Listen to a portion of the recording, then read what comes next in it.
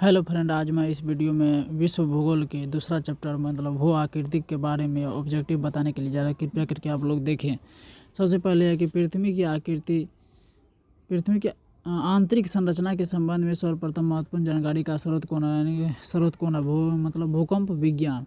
उसके बाद पृथ्वी की सबसे ऊपरी परत के लिए सर्वप्रथम सियाल शब्द का प्रयोग किसने किया था? सुएज ने। उसके बाद है कि सियाल सीमा तथा निफे के रूप में भूगर्भ का विभाजन किसके द्वारा किया गया? सुएज द्वारा।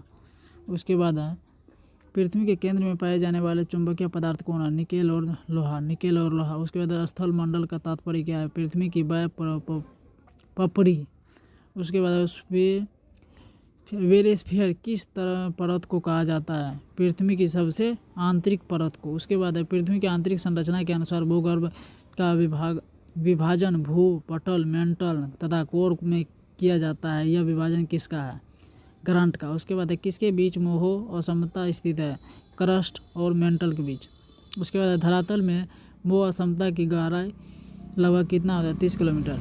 उसके बाद है व्हाइट ऑफ द अर्थ कहा जाता है? मेंटल की। मिश्रित धातुओं और सिलिकेटों के से बनी धरती की परत कहलाती है सियाल मतलब। उसके महासागरीय यानी कि सतह का निर्माण किस प्रकार की चट्टानों से होता है? बेसाल्ट से। उसके बाद भूपृष्ठ की किस तरह से परत में बेसाल्ट चट्टानों की अधिकता होती है? सीमा में। उसके बाद है पृथ्वी के किस भाग में निकेल और लोहा की प्रधानताएं होती है? निफे के क्रोड। मेंटल में किन तत्वों की प्रधानताएं होती है? सियाल एवं मैग्नीशियम। पृथ्वी के कोर में किस तत्व की प्रधानताएं होती है? लोहा एवं निकेल का। उसके बाद है महासागरीय बेसिन में किस चट्टानों की प्रधानताएं होती है? बेसाल्ट चट्टानों की। उसके बाद है कोर को अन्य किस नाम से जाना जाता है? वेरिस्फीयर।